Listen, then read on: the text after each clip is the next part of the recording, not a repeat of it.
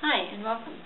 This is Mrs. B, and we're going to continue our talk about words and teaching our children, specifically reading. What is reading? Why do we read? Why is it important? And we talked a little bit about the Precept Ministries approach to study of Bible study, and I said that we can use that same technique in teaching any subject to our children, whether it's reading itself, mathematics, sciences, arts, music, anything. So there's a series of books. This is just one of them.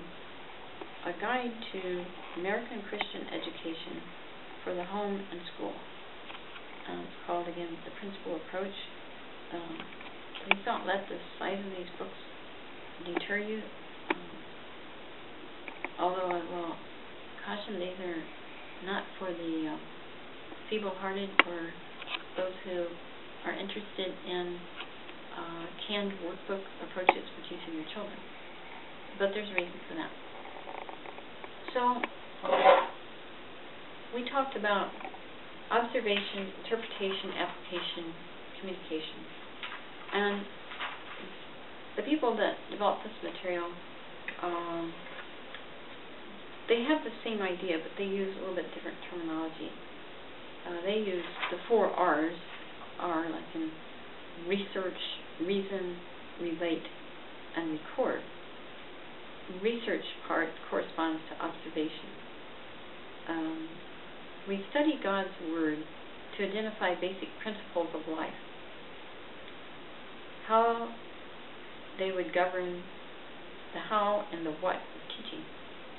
So from God's Word, we can actually learn the how and the what of how we're going to teach anything else. Reason. We think about these principles we learn from God's Word, we identify them, we can apply them to each subject. And I'll give you a short example how to apply the 4 R's to the subject of reading in just a minute. Relate. Each truth of God's Word can be related to individual Christian character and what they call self-government, and also the use or stewardship of the gifts that God's given us. So this is sort of like a broader view to help children understand, and we as adults to understand, that God has dominion, that He has entrusted, according to Genesis, to man, dominion over the earth and things of the earth. How do we exercise that dominion in a biblical way? Well, these resources, one of the ones I like to recommend for learning about that. And then the fourth, again, communicating these concepts to others. Precept has you work in workbooks and you write down conclusions and that sort of thing. The principal approach actually has you use a notebook with nothing in it, not a pre-programmed notebook, but you write down in notebooks these things you're going to be learning. And I know that no one probably could study every single subject doing the principal approach, but you will be greatly enriched if you begin this process.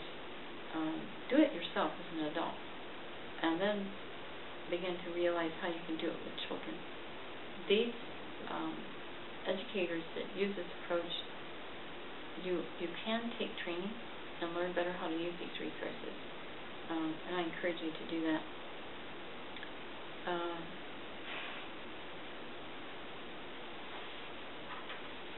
So the purpose of using either Precept Ministries approach of inductive learning or the 4 R's, we want to find out God's purpose for each subject, how God defined this subject, how He used it in His Word, and how He uses it in the world.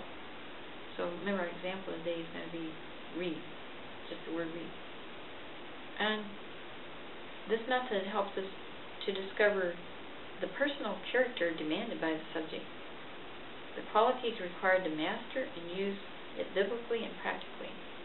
And you think, reading, hey, you just grab a book, jump in a chair, get in a lounge chair, and lean back and start reading. No, there's more to it. is going to be, it has to be for more than just pleasure and enjoyment, or that's just selfish. The use of this approach, the use of the 4 R's, helps one to organize the subject and teaches it from the whole WHOLE to the part. And that is the way the Bible teaches. The Bible is one message, many books, and there's an overall theme and understanding of what the Bible is all about. And if young people growing up do not understand this approach from whole to the part, they're not going to understand God, they're not going to understand why they were created and why they're here, and what a difference they can make in the lives of those around them as they mature and grow older. And Jesus ministered through this approach too. And the 4th thing is the 4R method allows a person to evaluate correctly the particular author, what his emphasis was, what he's trying to tell us, what his philosophy was. If you agree with his philosophy is how you think life works, what do you think life's all about, and the direction that he encourages us to go.